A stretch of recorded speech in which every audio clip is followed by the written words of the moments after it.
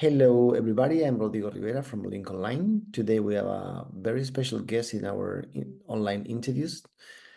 We have Professor Edgar Samaniego from the University of Iowa. He is the director of the Vascular Stroke Program. And today we're going to talk about the ARISE-1. This is a consensus about the most promising approaches for brain AVM treatment. He has been working with a group of experts in this field, and today we're going to talk about this. Hello, Professor. Yeah, thank you, Rodrigo. Thanks for the opportunity. So, Arise came from the idea of Adam Arthur and AJ Wacklow, and the idea behind Arise is to have a consensus of experts in different fields, in different subjects, to try to come up with some recommendations of how to advance the field. In this case, the first meeting took place last year in Washington, D.C. is a meeting that has experts from, from academia, from the private sector, from regulatory areas of the government like FDA, and also has industry. So the key components of the key players that can move the field forward. And this is usually what has happened in different areas of endovascular surgery. So the first meeting happened last year, and in this case, what we combined was on talking about arteriovenous malformations and aneurysms, and also subdural hematomas. So each meeting happened in 3 different tables, and each table had to talk about different topics. In my case, I was in charge of coordinating or moderating the table that was in charge of talking about arteriovenous malformations. After the ARISE-1 review, do you think that we have more knowledge in brain AVMs now, or we have more doubts about it? Yeah, that's a great question. So, the consensus tried to identify what were the knowledge gaps, because now, as you can see from the paper which was published in Stroke, all of these are experts in the treatment of arteriovenous malformations, and they have been doing this for many years. So the first task for the group was trying to identify what are the knowledge gaps on treatment on arteriovenous malformations. So after reaching consensus and discussing and going back and forth on drafting the paper, we came up with specific guidelines or specific recommendations on arteriovenous malformations. And I think that, as you mentioned, we realized that there are a lot of gaps that we don't know, and there's a lot of questions that we still need to address. But I think the paper does a good job in collecting most of the questions and trying to point the field into a specific direction. What do you think is the importance of the non-invasive tools like CT or MRI in the diagnosis process of brain AVMs? Yeah, so this is an area that definitely is moving really fast. As you mentioned, probably for the characterization and for the pre-surgical characterization of arteriovenous malformation, diagnostic subtraction angiography is probably the gold standard, because it not only gives you an idea of the angioarchitecture of the AVM, but also gives you an idea of flow and the presence of, for example, intranidal aneurysms or flow-related aneurysms that you might not be able to see with other vascular imaging modalities like CTA or an MRA. However, for surgical planning and for characterization of some of the symptoms of the AVM, there are other newer technologies basically based on MRI, like MR tractography. Also, there is magnetic stimulation for imaging of the arteriovenous malformation. And the idea behind these newer imaging modalities is trying to determine the eloquence of some areas of the brain that are surrounding the arteriovenous malformation. And this is definitely helpful in planning any type of surgical intervention, especially for open surgery. Again, the DSA, even the DSA has had new developments. For example, the 4D DSA, which is a time-resolved 3D DSA that can help the visualization of nidal structures. But as I mentioned, we not necessarily have to default to do a DSA. There's other imaging modalities to try to determine the eloquence of the arteriovenous malformation. For brain AVMs, do you think that there's still margin for DSA to improve? Yeah, no, I think that if anything, what we have seen lately is that there is new technologies that will allow you to fuse the 3D DSA with MRI and even with CTA. So this not only gives you an idea of the flow and the hemodynamic of the arterial malformation, but also will allow you to see some eloquent areas around the DSA. Unfortunately, at this stage, there's still a lot of post-acquisition processing that is required for achieving this type of definition of these complex imaging modalities. But I think there is a work in progress to try to simplify the process. But I think that's where we're heading. And as you know from your work with transvenous embolization of some of these structures, it's very important to understand the hemodynamics, and if especially we're going to go transvenous, where are the key components of the brain that might be affected by this approach? And in that sense, the fusion of MRI with DSA is very helpful. How do you make the follow-up of brain AVMs? For example, unruptured brain AVMs. How, when, which method do you use? Yeah, no, that's a great question. I think that the follow-up is very relative. As you mentioned, it will depend if it's unruptured versus a ruptured arteriovenous malformation, depending on which modality do you use to treat the arteriovenous malformation. For unruptured AVMs, definitely these patients will need lifelong follow-up, not only because of changes within the arteriovenous malformation, but also because other flow-related phenomena like development of flow-related aneurysms or development of internidal aneurysms. I think for these patients with unruptured, once you have characterized the arterial malformation, maybe with a DSA, maybe with a high-definition CTA or an MRA, then you can do the follow-up with non-invasive imaging. I think the consensus recommends less invasive and less aggressive follow-up.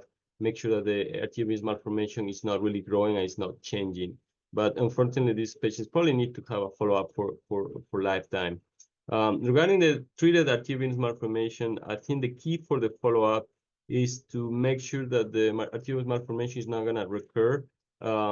This has been seen and this has been reported mostly in children. Even after complete cure of angiographic cure of some of these arteriovenous malformation has been described, of some of these malformations might recur in children. So for these kids and for this pediatric population, definitely also they need follow-up. In terms of the interval for follow-up, we did not achieve a clear consensus because these lesions are so heterogeneous, and as we mentioned, the angioarchitecture can change in between patients, and also depends on if it's treated versus untreated arterial malformation. Definitely for unruptured, non-invasive follow-up, but lifetime follow-up.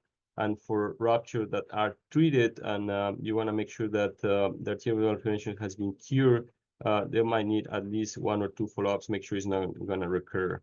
What do you think would be the role of artificial intelligence in a brain AVM follow-up? Yeah, I think that as we continue to use, for example, MR tractography or functional MRI, where you can see flow phenomenon that we might not detect with conventional imaging like CTA or MRA or time-of-flight MRA. I think the use of AI might help in the future. One of the key things that the consensus agree on, and I think that's the main take-home message of the paper, is that these diseases, are not very frequent, and we really need to have a multi-center collaboration and build these large data sets to try to better understand arteriovenous malformations. We see a lot of publications from, and excellent publications from maybe 2 or 3 centers where they have large data sets. But to really have a very comprehensive understanding of this disease, we need to have a more broad data set and collect data, not only imaging data but also clinical data for thousands of patients from multiple areas of the world. With this data set, you can start building these AI algorithms. I don't think right now with the data sets that we have enough power to have a reliable AI model to better understand, because you have to take into account also these arterial malformations are very heterogeneous, so there's a lot of variability, and this will make it harder to try to recognize some AI patterns for machine learning. Let's talk about randomized controlled trials. After the Aruba trial, there are now several trials ongoing. What do you think about them? That's a great question. So there was a lot of controversy when we start talking about Aruba among the participants on the consensus, because I think Aruba it has been criticized because of the follow-up period. Not all the patients were treated the same. The heavy treatment cohort of the Aruba was based on endovascular treatment. Not a lot of open surgical patients were included in the analysis. So a very, very controversial topic among the participants, and this is reflected in the practice nowadays in the U.S. It really changed the landscape of how we treat arteriovenous malformations. I think really moved the pendulum towards a more conservative approach based on Aruba, because basically what the studies show is that if we try to treat some of these unruptured arteriovenous malformations, we might be harming the patient based on Aruba data. Despite the criticism, that's the best study that we have, randomized study for the natural history of unruptured arteriovenous malformation. That's why it has really changed how we treat arteriovenous malformations in the US. I know it might be a little bit different in Europe and in South America, but it really changed our practice. I think we definitely need newer studies towards that end. I think the TOVAS study is very interesting study because it's a pragmatic trial. My understanding of TOVAS is that patients are being recruited, and the patient's data and the treatment outcomes are acquired prospectively, and there are different arms of treatment based on what the physician thinks the best treatment for the patient. So this data keeps being acquired, and they're trying to have a systematic one-on-one randomization assignment based on the patient enrollment. So I think that's very promising. I think that studies like that will be helpful. I don't know how easy it will be to do another Aruba trial. I know there is also another study looking at the transvenous embolization of arterial malformations that's ongoing. It will be also interesting to see the results of this study. But besides the studies and the prior history of Aruba, we still need to collect huge data sets for these patients. Now, the treated, the untreated, and we had to get granular data, prospective granular data, to better understand this disease. The same thing with pediatric arteriovenous malformations. To my knowledge, I don't think there's any registry that's collecting data on these patients. And unfortunately, these processes are rare, so you definitely need to have a multi-center collaboration to have enough patients to have more meaningful statistical analysis and more meaningful results. Do you think that brain AVM treatment should be centralized in the big centers? Yeah, no, this is another key point that everybody that was part of the panel agree on, and you don't want to create these towers, ivory towers, where the most complex cases are transferred to like specific centers. But for this disease, I think that's needed, because these are complex lesions. As we mentioned, not every AVM is the same. And to have a really good understanding and to have all the tools that we are able to offer to the patient, you have to go to a comprehensive center. I mean, this can be in Europe, this can be in South America, this can be in Asia or the North America, but has to be a comprehensive center that can offer the three treatment modalities, which, as you know, are open surgery, endovascular, and radiosurgery. I mean, we have had patients that undergo either one of these modalities or a combination of all of them. And, this is just for the best interest of the patient. Also, the consensus agree on that, obviously, once an AVM is ruptured, the first thing to do is to stabilize the patient. However, once the presence of intranidal or flow-related aneurysm has been ruled out as the cause of hemorrhage, this patient should be transferred to a more comprehensive center where they can analyze, study the case, and then determine what's the best treatment option. Obviously, if in the center where you are practicing, maybe radiosurgery is not available, definitely offer endovascular plus minus open surgery, and the other way around. I don't think there is one recipe for all the AVMs. You definitely have to analyze case by case each AVM and try to determine. And this is maybe also where AI might be also very helpful, because once you collect enough data, you might be able to come up with some specific recommendation based on the angiographic architecture, the age of the patient, the location, the hemorrhage, all these variables that can help to create an AI model to provide the best recommendation. What is your strategy or workflow when dealing with a new brain AVM? Yeah, that's a great question. So the way we manage arteriovenous malformations at the University of Iowa and unruptured AVM, the physician sees the AVM. They, based on their criteria, they might or might not do a diagnostic cerebral angiogram to better characterize the arteriovenous malformation. Personally, I do a DSA to really rule out the presence of any intranidal aneurysm, see the flow dynamics, see how many draining veins are present. And then after all this data is collected, we present the arteriovenous malformation to a multidisciplinary group where you have neurologists, you have neuroradiologists, you have neurosurgeons, and everybody that can provide any type of treatment, such as radiosurgery, microsurgery, or endovascular surgery, is present at the table, and then we discuss, what's the best treatment, how we're going to tackle this arteriovenous malformation. Do we need to do anything? Can we keep watching the arteriovenous malformation? All these questions are discussed, and then we document on the chart, what's the recommendation from the group.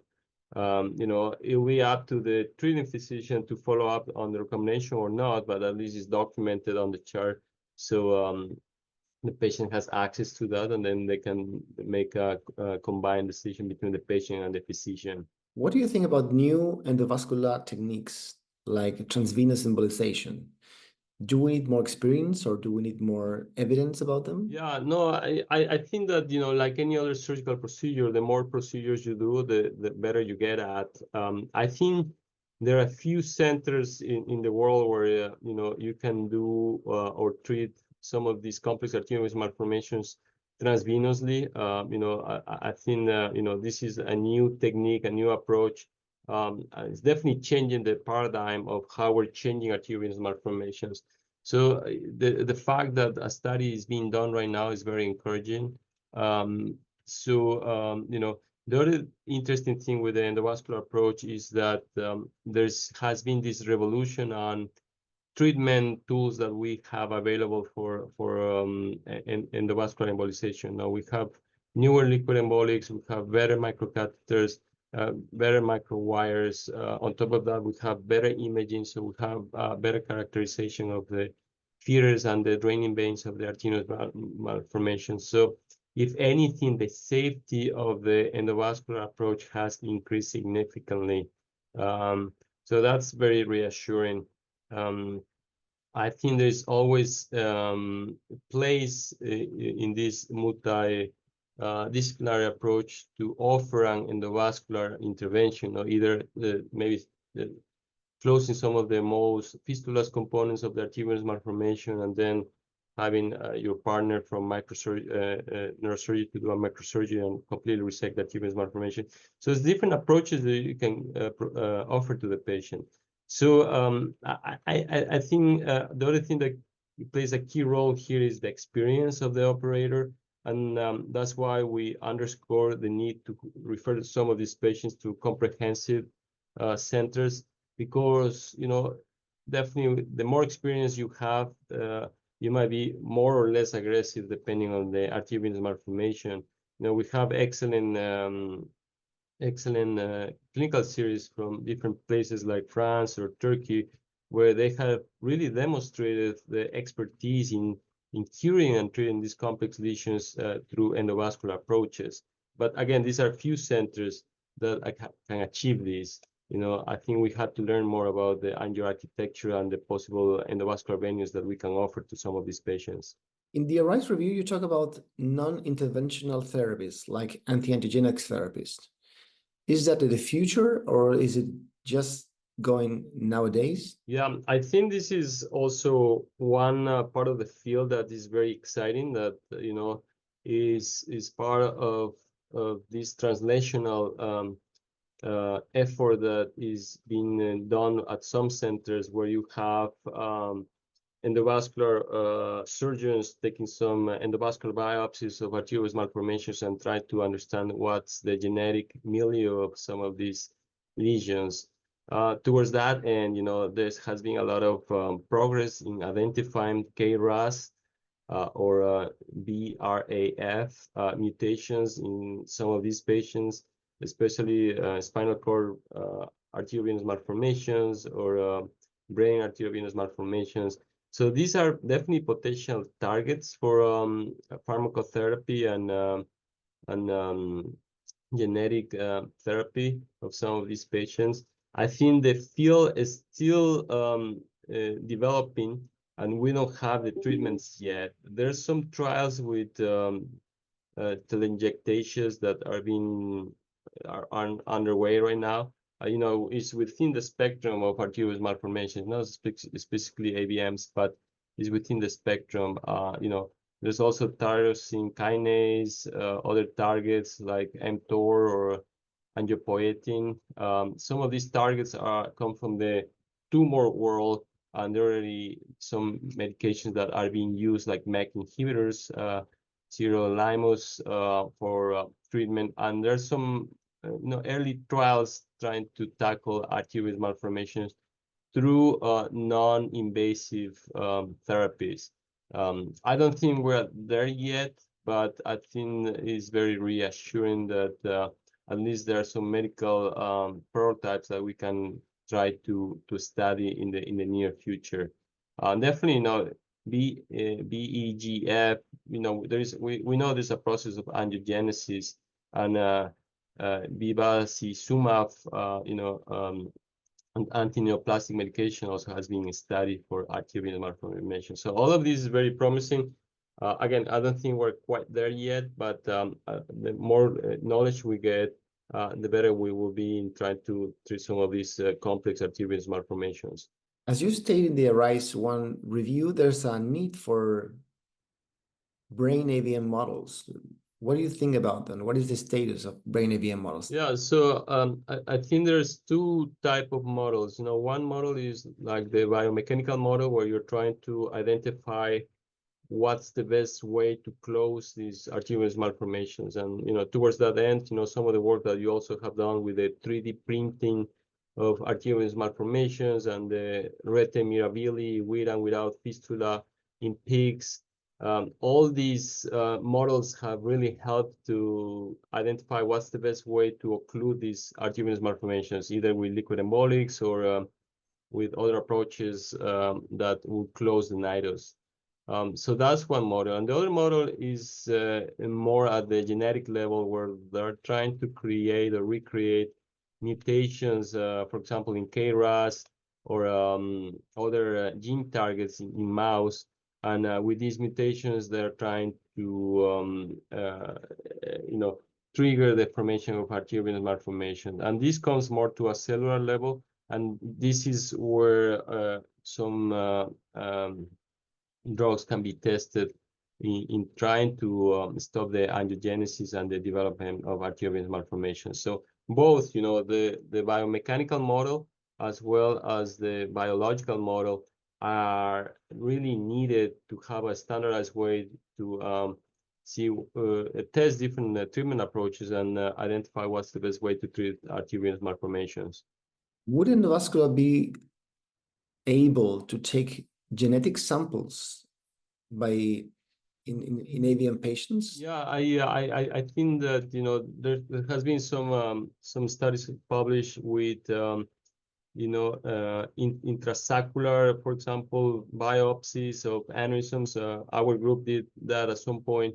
The same thing has been done with arteriovenous malformations, where you can navigate a microcatheter and a microwire and try to capture some of the cells that are in the endothelium of the nidus.